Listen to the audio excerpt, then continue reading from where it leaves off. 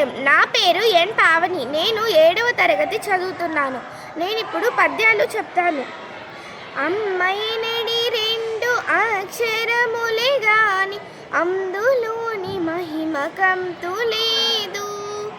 అమ్మ మాట మధురమానంద భరితమౌ అంతులేని ప్రేమ అమ్మ ప్రేమ. భావం: అమ్మ అనగా 2 అక్షరాలే కానీ అందులోని మహిమకు అంతులేదు. అమ్మ మాటలు భవిష్యత్తుకు రాతలు. అమ్మ ఈ ప్రపంచంలో గొప్ప ప్రేమ అమ్మ ప్రేమ. చందమామ ఇచ్చు చల్లని వెన్నెల, తేనెటీగ ఇచ్చు తీపి మధువు, మనిషివైన నీవు మరి ఏమి తక్కువ, మంచి మాటలెప్పుడు మరువవద్దు. భావం: చందమామ చల్లని వెన్నెలనిస్తాడు, తేనెటీగ తీయని తేనెనిస్తుంది.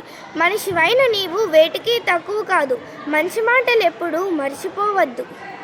క్షమగలిగిన సిరిగలుగును, క్షమగలిగిన వాణిగలుగు సౌఖ్యములెల్లన్, క్షమగలిగిన దోనగలుగును, క్షమగలిగిన వాణి మెచ్చు సౌరి సదయుడు తండ్రి. భావం: ఓర్పు ఉంటే సంపదలు లభిస్తుంది, ఓర్పు ఉంటే విద్య అబ్బుతుంది, ఓర్పు ఉంటే సుఖాలన్నీ లభిస్తాయి.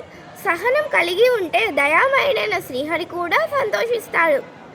ధనమే మైత్రిని తెచ్చును, ధనమే వైరమును తెచ్చును, ధనమే శబలన్ ఘనతను తెచ్చునెంతటి గుణముల కుప్పలకున్నైన గువ్వల చెన్న.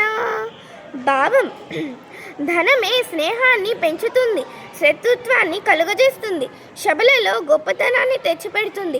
ఈ లోకంలో అన్ని గుణాలకు ధనమే కారణమవుతుంది.